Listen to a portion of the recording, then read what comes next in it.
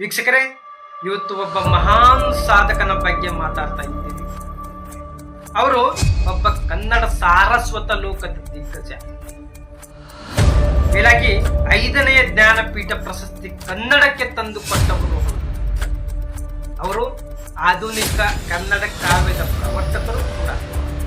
English ಹಾಗೂ ಕನ್ನಡ ಸಾಹಿತ್ಯದಲ್ಲಿ ಅಪಾರ ಪಾಂಡಿತ್ಯ ಹೊಂದಿದ್ದರು. ಸಮುದ್ರ ಗೀತೆಗಳು, ಪೃಥ್ವಿ ಮುಂತಾದ ಪ್ರಸಿದ್ಧ ಕೃತಿಗಳನ್ನು ರಚಿಸಿ ಕನ್ನಡ ಸಾಹಿತ್ಯವನ್ನು ಶ್ರೀಮಂತಗೊಳಿಸಿದ ಕರ್ನಾಟಕಕ್ಕೆ ಜ್ಞಾನಪೀಠ ಪ್ರಶಸ್ತಿ ತಂದುಕೊಟ್ಟಂತಹ ನಮ್ಮ ಹೆಮ್ಮೆಯ ಸೌನೂರಿನವರಾದ ಶ್ರೀ ವಿಕ್ಟರ್ ಗೋಕಾಕ್. ಸ್ನೇಹಿತರೆ, ಇವರ ಪೂರ್ಣ ಹೆಸರು ವಿನಾಯಕ ಕೃಷ್ಣ ಗೋಕಾಕ್ ಅಂತ. 1909 ಆಗಸ್ಟ್ 9ರಂದು ಹಾವೇರಿ ಜಿಲ್ಲೆಯ ಸೌನೂರಿನಲ್ಲಿ ಜನಿಸ್ತಾರೆ. ಇನ್ನೇನು ಜನ್ಮದಿನ ಬಂದೇ ಬಿಡ್ತು. ಅವರ ಸ್ಮರಣಾರ್ಥವಾಗಿ ಈ ವಿಡಿಯೋ ಅವರಿಗೆ ಸಮರ್ಪಣೆ ಮಾಡ್ತಾ ಇದ್ದೀನಿ. ಸ್ನೇಹಿತರೆ, ಎಲ್ರಿಗೂ ನಮಸ್ಕಾರ. ನಮಸ್ತೆ ಕರ್ನಾಟಕ ವಾಹಿನಿಗೆ ತಮಗೆಲ್ಲ ಸ್ವಾಗತ. ನಾನು ಮಂಜುನಾಥ್. ಸ್ನೇಹಿತರೆ, ಕನ್ನಡಕ್ಕೆ 5ನೇ ಜ್ಞಾನಪೀಠ ಪ್ರಶಸ್ತಿಯನ್ನು 1991ರಲ್ಲಿ ತಂದುಕೊಟ್ಟ ವಿನಾಯಕ ಕೃಷ್ಣ ಗೋಕಾಕರು ಕನ್ನಡದ ಪ್ರತಿಭಾವಂತ ಕವಿ ಪಂಡಿತರಾಗಿದ್ದರು. ಕನ್ನಡ ಇಂಗ್ಲಿಷ್ ಭಾಷೆಗಳಲ್ಲಿ ಸಮಾನ ಪ್ರಭುತ್ವ ಪಡೆದಿದ್ದ ಗೋಕಾಕರು ಇದಕ್ಕೂ ಮೊದಲು ಭಾರತೀಯ ಜ್ಞಾನಪೀಠ ಪ್ರಶಸ್ತಿಗೆ ಆಯ್ಕೆ ಸಮಿತಿಯ ಅಧ್ಯಕ್ಷರು ಕೂಡ ಆಗಿದ್ದರು. ಈ ಸಮಿತಿಯ ಅಧ್ಯಕ್ಷರಾಗುವುದೇ ಒಂದು ದೊಡ್ಡ ಗೌರವ ಸ್ನೇಹಿತರೆ. ಅಂಥವರಿಗೆ ಜ್ಞಾನಪೀಠ ಪ್ರಶಸ್ತಿ ಸಹ ಬರುವುದೆಂದರೆ ಅದು ಸಾಮಾನ್ಯ ಸಾಧನೆ ಅಲ್ಲ ಸ್ನೇಹಿತರೆ. ತಮ್ಮ ಹಲವು ಸಾಧನೆ ಸಿದ್ಧಿಗಳಿಂದ ಕನ್ನಡಕ್ಕೆ ಅಂತಾರಾಷ್ಟ್ರೀಯ ಖ್ಯಾತಿಯನ್ನು ಗೌರವವನ್ನು ತಂದುಕೊಟ್ಟ ವಿನಾಯಕ ಕೃಷ್ಣರಾವ್ ಗೋಕಾಕರು ಹಾವೇರಿ ಜಿಲ್ಲೆಯ ಸೌನೂರು ಎಂಬಲ್ಲಿ ಜನಿಸ್ತಾರೆ. ಇದು ಸೌನೂರಿನ ಅವರು ಜನಿಸಿದಂಥ ಹಳೆ ಮನೆ ಇದು. ಅವರ ತಂದೆ ಕೃಷ್ಣರಾಯರು ವಕೀಲರಾಗಿದ್ದರು. ವಿನಾಯಕರು ಹುಟ್ಟಿದ ಕಾಲಕ್ಕೆ ಸೌನೂರು ಒಂದು ಪುಟ್ಟ ಸಂಸ್ಥಾನವಾಗಿದ್ದು ಸ್ನೇಹಿತರೆ. ನವಾಬನ ಆಡಳಿತಕ್ಕೆ ಒಳಪಟ್ಟಿತ್ತು. ವಿನಾಯಕರ ವಿದ್ಯಾಭ್ಯಾಸ ಸೌನೂರು ಮಜೀದ್ ಶಾಲೆ ಸೇರಿದಂತೆ ಧಾರವಾಡದ ವಿಶ್ವವಿದ್ಯಾಲಯದಲ್ಲಿ ಕೂಡ ನಡೆಯಿತು. ಹೀಗೆ ವಿದ್ಯಾಭ್ಯಾಸದ ಸಲುವಾಗಿ ಧಾರವಾಡದಲ್ಲಿದ್ದಾಗಲೇ ಅವರಿಗೆ ಕನ್ನಡದ ವರಕವಿ ಬೇಂದ್ರೆಯವರ ಸಂಪರ್ಕ ಬಂದಿತ್ತು. ಗೋಕಾಕರ ಸಾಹಿತ್ಯ ಕೃಷಿ ಬೇಂದ್ರೆಯವರ ಮಾರ್ಗದರ್ಶನ ಪ್ರೋತ್ಸಾಹಗಳಿಂದ ಮುಂದುವರಿಯಿತು. ಬೇಂದ್ರೆ ತಮ್ಮ ಕಾವ್ಯ ಗುರುವು ಮಾರ್ಗದರ್ಶಕರು ಆಗಿದ್ದಾರೆಂದು ಗೋಕಾಕರೇ ಸ್ವತಃ ಒಂದು ಸಭೆಯಲ್ಲಿ ಹೇಳಿದ್ದಾರೆ ಸ್ನೇಹಿತರೆ. ಇಂಗ್ಲಿಷ್ ವಿಷಯದಲ್ಲಿ MA ಪರೀಕ್ಷೆಯಲ್ಲಿ ಮೊದಲ ದರ್ಜೆಯಲ್ಲಿ ಉತ್ತೀರ್ಣರಾದ ಗೋಕಾಕರು ಕೂಡಲೇ ಪುಣೆಯ ಫರ್ಗ್ಯೂಸನ್ ಕಾಲೇಜಿನಲ್ಲಿ ಉಪನ್ಯಾಸಕರ ಹುದ್ದೆಗೆ ಆಯ್ಕೆಯಾದರು. ಅವರು ತಮ್ಮ ವೃತ್ತಿಯಲ್ಲಿ ತಮ್ಮನ್ನು ಪೂರ್ತಿಯಾಗಿ ತೊಡಗಿಸಿಕೊಂಡವರು. ಇದರ ಫಲವಾಗಿ ಕನ್ನಡದ ಗಂಡು ಮೆಟ್ಟಿದ ನೆಲದ ಈ ಯುವಕ ಮರಾಠಿಗರನ್ನು ಕೂಡ ತಮ್ಮ ಕಡೆ ಸೆಳೆಯುವಂತೆ ಮಾಡಿದ. ಇವರ ತರಗತಿಗಳಿಗೆ ಬೇರೆ ಬೇರೆ ಕಾಲೇಜಿನ ವಿದ್ಯಾರ್ಥಿಗಳು ಕೂಡ ಪಾಠ ಕೇಳಲು ಬರುತ್ತಿದ್ದಂತೆ ಸ್ನೇಹಿತರೆ. ಅದೇ ರೀತಿ ಇವರನ್ನು ಕೆಲಸಕ್ಕೆ ನೇಮಿಸಿಕೊಂಡಿದ್ದ ಫರ್ಗ್ಯೂಸನ್ ಕಾಲೇಜಿನ ಆಡಳಿತ ವರ್ಗವೇ ಹೆಚ್ಚಿನ ವಿದ್ಯಾಭ್ಯಾಸಕ್ಕೆಂದು ಇವರನ್ನು ಇಂಗ್ಲೆಂಡ್ ಆಕ್ಸ್ಫರ್ಡ್ ವಿಶ್ವವಿದ್ಯಾಲಯಕ್ಕೆ ಕಳಿಸ್ತಾರೆ. ಹಾಗೆ ಗೋಕಾಕರು ಆಕ್ಸ್ಫರ್ಡ್ನಲ್ಲಿ ಇಂಗ್ಲಿಷ್ ಸಾಹಿತ್ಯವನ್ನು ಓದಿದರು. ಪರೀಕ್ಷೆಯನ್ನು ಮೊದಲ ದರ್ಜೆಯಲ್ಲಿ ಪಾಸು ಮಾಡಿದರು. ಹೀಗೆ ಆಕ್ಸ್ಫರ್ಡ್ನ ಇಂಗ್ಲಿಷ್ ಸಾಹಿತ್ಯವನ್ನು ಪ್ರಥಮ ದರ್ಜೆಯಲ್ಲಿ ಪಾಸು ಮಾಡಿದ ಮೊದಲ ಭಾರತೀಯ ಎಂಬ ಕೀರ್ತಿಗೆ ಪಾತ್ರರಾದರು ಸ್ನೇಹಿತರೆ ಗೋಕಾಕರು. ಇನ್ನು ಇಂಗ್ಲೆಂಡಿನಿಂದ ಹಿಂತಿರುಗಿ ಬಂದವರಿಗೆ ಸಾಂಗ್ಲಿಯ ವಿಲ್ಲಿಂಗ್ಡನ್ ಕಾಲೇಜಿನ ಪ್ರಿನ್ಸಿಪಾಲ್ ಹುದ್ದೆ ಅವರಿಗಾಗಿ ಕಾದಿತ್ತು. ಅನಂತರ ಕ್ರಮೇಣ ಅವರು ಶಿಕ್ಷಣ ಕ್ಷೇತ್ರದಲ್ಲಿ ಅಧ್ಯಾಪಕನಾದವನೊಬ್ಬನು ಏರಬಹುದಾದ ಅತ್ಯುನ್ನತ ಹುದ್ದೆಯಾದ ಉಪಕುಲಪತಿ ಹುದ್ದೆಗೂ ಸಹಿತ ಏರಿದ್ದರು. ಅವರು ಸಾಂಗ್ಲಿಯ ವಿಲ್ಲಿಂಗ್ಟನ್ ಕಾಲೇಜು, ಪುಣೆಯ ಫರ್ಗ್ಯೂಸನ್ ಕಾಲೇಜು, ವಿಸಾನಗರದ ಕಾಲೇಜು, ಕೊಲ್ಲಾಪುರದ ರಾಜಾರಾಮ್ ಕಾಲೇಜು, ಇನ್ನು ಉಳಿದ ಹಾಗೆ ಧಾರವಾಡದ ಕರ್ನಾಟಕದ ಕಾಲೇಜು, ಉಸ್ಮಾನಿಯಾ ವಿಶ್ವವಿದ್ಯಾಲಯ, ಹೈದರಾಬಾದಿನಲ್ಲಿರುವ ಇಂಗ್ಲಿಷ್ ಮತ್ತು ವಿದೇಶಿ ಭಾಷೆಗಳ ಕೇಂದ್ರ ಸಂಸ್ಥೆ, ಸಿಮ್ಲಾದಲ್ಲಿರುವ ಉನ್ನತ ಅಧ್ಯಯನ ಸಂಸ್ಥೆ ಮೊದಲಾದ ಶಿಕ್ಷಣ ಸಂಸ್ಥೆಗಳಲ್ಲಿ ಹಲವು ಹುದ್ದೆಗಳಲ್ಲಿ ಸೇವೆ ಸಲ್ಲಿಸಿದ್ದಾರೆ ಸ್ನೇಹಿತರೆ ಗೋಕಾಕರು. ಅದೇ ರೀತಿಯಾಗಿ ಬೆಂಗಳೂರು ವಿಶ್ವವಿದ್ಯಾಲಯದ ಮತ್ತು ಶ್ರೀ ಸತ್ಯ ಸಾಯಿಬಾಬಾ ಉನ್ನತ ಅಧ್ಯಯನ ಸಂಸ್ಥೆಯ ಉಪಕುಲಪತಿಗಳಾಗಿ ಕೂಡ ಕಾರ್ಯನಿರ್ವಹಿಸಿದ್ದಾರೆ. ಇನ್ನು ಉಳಿದ ಹಾಗೆ Japan, America, England, Belgium, Greece, ಪೂರ್ವ ಆಫ್ರಿಕಾ ಮೊದಲಾದ ದೇಶಗಳಿಗೆ ಭಾರತದ ಸಾಂಸ್ಕೃತಿಕ ರಾಯಭಾರಿಯಾಗಿ ಹೋಗಿ ಬಂದವರು ಕೂಡ ನಮ್ಮ ವಿಕ್ರ ಗೋಕಾಕರು ಸ್ನೇಹಿತರೆ. ಈ ಶತಮಾನದ ಕನ್ನಡ ಲೇಖಕರಲ್ಲಿ ಅಗ್ರಗಣ್ಯರಾಗಿರುವ ವಿಕ್ರ ಗೋಕಾಕರ ಬರಹ ತುಂಬ ವ್ಯಾಪಕವೂ ಆದದ್ದು. ಕನ್ನಡ, ಇಂಗ್ಲಿಷ್ ಎರಡೂ ಭಾಷೆಗಳಲ್ಲಿ ಗೋಕಾಕರು ಹಲವು ಕೃತಿಗಳನ್ನು ರಚಿಸಿದ್ದಾರೆ ಸ್ನೇಹಿತರೆ. ಇಂಗ್ಲಿಷಿನಲ್ಲಿ ಅವರು ಬರೆದಿರುವ ಕೃತಿಗಳ ಸಂಖ್ಯೆ 30ಕ್ಕೂ ಹೆಚ್ಚು ಇವೆ. ಅವರ ಮೊದಲ ಪ್ರಕಟಿತ ಕೃತಿ ಕಲೋಪಾಸಕರು. ಅವರು ಇಂಗ್ಲೆಂಡಿನ ಸಮುದ್ರದ ಮೂಲಕ ಹೋಗಿ ಬಂದ ತಮ್ಮ ಅನುಭವಗಳನ್ನು ಆಧರಿಸಿ ರಚಿಸಿದ ಒಂದು ಸಮುದ್ರದ ಗೀತೆಗಳು, ಸಮುದ್ರದ ದಾಚೆಯಿಂದ ಇವು ಮಹತ್ವದ ಕೃತಿಗಳಾಗಿವೆ ಸ್ನೇಹಿತರೆ ಗೋಕಾಕರವುದು.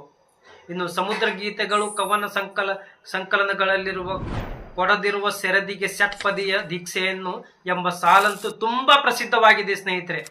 ಕನ್ನಡ ಸಾಹಿತ್ಯದಲ್ಲಿ ನವ್ಯ ಎಂಬ ಹೊಸ ಮಾರ್ಗ ಗೋಕಾಕರಿಂದಲೇ ಪ್ರಾರಂಭಗೊಂಡಿತ್ತು ಸ್ನೇಹಿತರೆ. ಗೋಕಾಕರು ನಾಟಕ, ಪ್ರಬಂಧ, ಪ್ರವಾಸ ಕಥನ, ವಿಮರ್ಶೆ ಮುಂತಾದ ಪ್ರಕಾರಗಳಲ್ಲಿ ಹಲವಾರು ಕೃತಿಗಳನ್ನು ರಚಿಸಿದ್ದಾರೆ ಸ್ನೇಹಿತರೆ.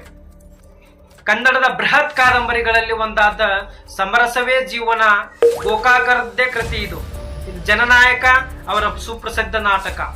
ಭಾರತ ಸಿಂಧು ರಶ್ಮಿ ವಿನಾಯಕರು ರಚಿಸಿದ ಮಹಾಕಾವ್ಯ. ಅದು 12 ಖಂಡಗಳು, 35,000 ಸಾಲುಗಳು. ಈ ಮಹಾಕಾವ್ಯ ಋಗ್ವೇದ ಕಾಲದ ಜನಜೀವನವನ್ನು ಕುರಿತದ್ದು ಸ್ನೇಹಿತರೆ. ಇದರಲ್ಲಿ ವಿಶ್ವಾಮಿತ್ರ ಈ ಕಾವ್ಯದ ನಾಯಕನಾಗಿದ್ದಾನೆ. ಇನ್ನು ಗೋಕಾಕರು ಸಾಹಿತ್ಯ ಸಂಸ್ಕೃತಿಗೆ ಸಲ್ಲಿಸಿದ ಸೇವೆಯನ್ನು ಗಮನಿಸಿ ಜನತೆಯು, ಸರ್ಕಾರವು ಅವರಿಗೆ ಪ್ರಶಸ್ತಿ ಗೌರವಗಳನ್ನು ನೀಡಿ ಸನ್ಮಾನಿಸಿವೆ ಸ್ನೇಹಿತರೆ. ಬಳ್ಳಾರಿಯಲ್ಲಿ 1958ರಲ್ಲಿ ನಡೆದ ಕನ್ನಡ ಸಾಹಿತ್ಯ ಸಮ್ಮೇಳನದ ಅಧ್ಯಕ್ಷತೆಯಲ್ಲೂ ಕೂಡ ಅವರು ಭಾಗವಹಿಸಿದ್ರು ಸ್ನೇಹಿತರೆ. 1967ರಲ್ಲಿ ಕರ್ನಾಟಕದ ವಿಶ್ವವಿದ್ಯಾಲಯ ಮತ್ತು 1979ರಲ್ಲಿ ಕ್ಯಾಲಿಫೋರ್ನಿಯಾ ಪೆಸಿಫಿಕ್ ವಿಶ್ವವಿದ್ಯಾಲಯಗಳು ಅವರಿಗೆ ಗೌರವ ಡಾಕ್ಟರೇಟ್ ನೀಡಿ ಗೌರವಿಸಿವೆ ಸ್ನೇಹಿತರೆ. ಇನ್ನು ಕೇಂದ್ರ ಸರ್ಕಾರ ಪದ್ಮಶ್ರೀ ಪ್ರಶಸ್ತಿ ನೀಡಿದೆ. ಕೇಂದ್ರ ಸಾಹಿತ್ಯ ಅಕಾಡೆಮಿ ಅಧ್ಯಕ್ಷ ಪದವಿ ಮತ್ತು ಜ್ಞಾನಪೀಠ ಪ್ರಶಸ್ತಿ ಆಯ್ಕೆ ಸಮಿತಿಯ ಅಧ್ಯಕ್ಷ ಪದವಿ ಇವೆರಡೂ ಕನ್ನಡಿಗರೊಬ್ಬರಿಗೆ ಮೊದಲ ಬಾರಿಗೆ ಸಂದ ಗೌರವಗಳಾಗಿವೆ ಸ್ನೇಹಿತರೆ. ಅವರ ಮೇರು ಕೃತಿ ಭಾರತ ಸಿಂಧು ರಶ್ಮಿಗೆ ಕರ್ನಾಟಕ ಸಾಹಿತ್ಯ ಅಕಾಡೆಮಿ ಪ್ರಶಸ್ತಿ ಸಿಕ್ಕಿದೆ ಸ್ನೇಹಿತರೆ. ಭಾರತೀಯ ವಿದ್ಯಾಭವನದ ರಾಜಾಜಿ ಪ್ರಶಸ್ತಿ ಮತ್ತು IBH ಪ್ರಶಸ್ತಿಗಳು ದೊರಕಿವೆ. ಇದು ಗೋಕಾಕರ ದ್ಯಾವಾ ಪೃಥ್ವಿ ಕವನ ಸಂಕಲನಕ್ಕೆ 1960ರಲ್ಲಿ ಕೇಂದ್ರ ಸಾಹಿತ್ಯ ಅಕಾಡೆಮಿ ಪ್ರಶಸ್ತಿಯೂ ಬಂದಿದೆ. ನೋಡಿ, ಗೋಕಾಕರಿಗೆ ಜ್ಞಾನಪೀಠ ಪ್ರಶಸ್ತಿಯನ್ನು ನೀಡುವಾಗ ಪ್ರಶಸ್ತಿ ಆಯ್ಕೆ ಸಮಿತಿ ಅವರ ಯಾವುದೇ ಕೃತಿಯನ್ನು ಹೆಸರಿಸಲಿಲ್ಲ. ಕನ್ನಡ ಸಾಹಿತ್ಯ ಲೋಕಕ್ಕೆ ಅವರು 1969ರಿಂದ 1984ರ ಅವಧಿಯಲ್ಲಿ ನೀಡಿದ ಅನುಪಮ ಕೊಡುಗೆಯನ್ನು ಗಮನಿಸಿ ಈ ಪ್ರಶಸ್ತಿಯನ್ನು ನೀಡಲಾಗಿದೆ ಎಂದು ಹೇಳ್ತಾ ಇದ್ದೆ ಸ್ನೇಹಿತರೆ. ಯಾವುದೇ ಕೃತಿಯನ್ನು ಹೆಸರಿಸದೆ ಜ್ಞಾನಪೀಠ ಪ್ರಶಸ್ತಿ ಕೊಟ್ಟಿದ್ದು ಇದೇ ಮೊದಲ ಬಾರಿಗೆ. ಆದರೆ ಬಹಳ ಜನರು ಗೋಕಾಕರಿಗೆ ಅವರ ಮೇರು ಕೃತಿ ಭಾರತ ಸಿಂಧು ರಶ್ಮಿಗಾಗಿಯೇ ಈ ಪ್ರಶಸ್ತಿ ಬಂದಿದೆ ಎಂದು ಭಾವಿಸಿದ್ದಾರೆ. ಅದು ತಪ್ಪು. ಸಾಮಾನ್ಯವಾಗಿ ಜ್ಞಾನಪೀಠ ಪ್ರಶಸ್ತಿಯನ್ನು ಸ್ನೇಹಿತರೆ ದೆಹಲಿಯಲ್ಲಿ ನೀಡುತ್ತಾರೆ. ಆದರೆ ನಮ್ಮ ಕನ್ನಡಿಗರ ಅದೃಷ್ಟ ನೋಡಿ, ಗೋಕಾಕರಿಗೆ ಪ್ರಶಸ್ತಿಯನ್ನು ನೀಡಲು ಸ್ವತಃ ಈ ದೇಶದ ಪ್ರಧಾನಮಂತ್ರಿಗಳೇ ಮುಂಬೈಯಲ್ಲಿರುವ ಅವರ ನಿವಾಸಕ್ಕೆ ಹೋಗಿ ನೀಡಿದ್ದಾರೆ. ಇದು ಗೋಕಾಕರ ಎಷ್ಟು ಮಹತ್ವವಾದ ವ್ಯಕ್ತಿ ಎಂಬುದಕ್ಕೆ ಒಂದು ಇದು ನಿದರ್ಶನ ಸ್ನೇಹಿತರೆ. ಗೋಕಾಕ್ ಅವರು ತಮ್ಮ ಬರಹ ಬೋಧನೆಗಳಿಂದ ಕನ್ನಡದ ಗೌರವವನ್ನು ಹೆಚ್ಚಿಸಿದರು ಸ್ನೇಹಿತರೆ. ಹಾಗೆಯೇ ಗೋಕಾಕ್ ವರದಿಯಲ್ಲಿ ಕನ್ನಡಕ್ಕೆ ಶಾಲಾ ಶಿಕ್ಷಣದಲ್ಲಿ ಸಲ್ಲಬೇಕಾದ ನ್ಯಾಯಯುತ ಸ್ಥಾನವನ್ನು ದೊರಕಿಸಿಕೊಟ್ಟವರು ಅವರು. ಈ ಎರಡೂ ಕೆಲಸಗಳಿಗಾಗಿ ಕನ್ನಡ ಜನತೆ ಗೋಕಾಕರನ್ನು ಸದಾ ಗೌರವ ಕೃತಜ್ಞತೆಗಳಿಂದ ನೆನೆಯುತ್ತಾರೆ ಸ್ನೇಹಿತರೆ. ಗೋಕಾಕರು ತಮ್ಮ ಬದುಕಿನುದ್ದಕ್ಕೂ ಕನ್ನಡದ ಕೀರ್ತಿ ಪತಾಕೆಗಳನ್ನು ದೇಶದ ಒಳಗೂ ಮತ್ತು ಹೊರಗೂ ಹಾರಿಸಿದ್ದಾರೆ ಸ್ನೇಹಿತರೆ. ಗೋಕಾಕರು 1992ರ ಏಪ್ರಿಲ್ 28ರಂದು ಬೆಳಗಿನ ಜಾವ ಮುಂಬೈಯ ತಮ್ಮ ನಿವಾಸದಲ್ಲಿ ನಿಧನರಾಗ್ತಾರೆ. ಆದರೆ ಇದೆಲ್ಲ ಗೋಕಾಕರು ಪಟ್ಟಿದ್ದಾಯಿತು. ಆದರೆ ಇಲ್ಲಿ ಮುಖ್ಯವಾದ ವಿಷಯ ಏನಪ್ಪಾ ಅಂದ್ರೆ, ಗೋಕಾಕರ ಹೆಸರಲ್ಲಿ ಡಾಕ್ಟರ್ ಗೋಕಾಕ್ ರಾಷ್ಟ್ರೀಯ ಸೇವಾ ಟ್ರಸ್ಟ್ ಅಂತ ಹೇಳಿ ಒಂದು ಸಂಘ ರಿಜಿಸ್ಟರ್ ಮಾಡಿದ್ದಾರೆ ಸ್ನೇಹಿತರೆ. ಮಾಡ್ಲಿ, ತಪ್ಪಲ್ಲ. ಅದರಲ್ಲಿ ಅಧ್ಯಕ್ಷರು ಹಿರಿಯ ಸಾಹಿತಿಗಳಾದಂಥ ಶ್ರೀ ಸತೀಶ್ ಕುಲಕರ್ಣಿ ಅವರು ಗೋಕಾಕ್ ಟ್ರಸ್ಟ್ ನ ಅಧ್ಯಕ್ಷರು ಕೂಡ ಆಗಿದ್ದಾರೆ. ನಮ್ಮ ದುರಾದೃಷ್ಟ ಏನಂದ್ರೆ ಗೋಕಾಕ್ ಅವರು ಹುಟ್ಟಿದ್ದು ಸವಣೂರಲ್ಲಿ, ಟ್ರಸ್ಟ್ ಆಗಿದ್ದು ಹಾವೇರಿಯಲ್ಲಿ. ಹಾವೇರಿ ಅದರಲ್ಲಿ ಸದಸ್ಯರು ಇರೋದು ರಾಣಿಬೆನ್ನೂರವರು, ಹಾವೇರಿನವರು, ಬ್ಯಾಡಗಿಯವರು, ಸವಣೂರಿನವರು ಒಬ್ಬರೂ ಇಲ್ಲ. ಯಾಕೆ ಎಂಬುದೇ ಒಂದು ಯಕ್ಷ ಪ್ರಶ್ನೆ ಆಗಿಬಿಟ್ಟಿದೆ ಸ್ನೇಹಿತರೆ. ಇನ್ನು ಗೋಕಾಕ್ ಅಂತವರ ಮಹಾನ್ ಪುರುಷರ ಹೆಸರಲ್ಲಿ ಟ್ರಸ್ಟ್ ಮಾಡಿ ಏನೇನೋ ಅನುದಾನಗಳು ತಗೊಂಡಿದ್ದಾರೋ ಅಂತ ಇದುವರೆಗೆ ತಿಳಿದಿಲ್ಲ. ಅದರ ಲೆಕ್ಕನೂ ಕೊಟ್ಟಿಲ್ಲ ಸ್ನೇಹಿತರೆ. ಆಮೇಲೆ ಗೋಕಾಕ್ ರವರು ಕಲಿತಂತ ಶಾಲೆ ಇದು ಮಜಿದ್ ಪ್ರೌಢಶಾಲೆ. ಇದು ಮಜಿದ್ ಪ್ರೌಢಶಾಲೆ ಅಂತ.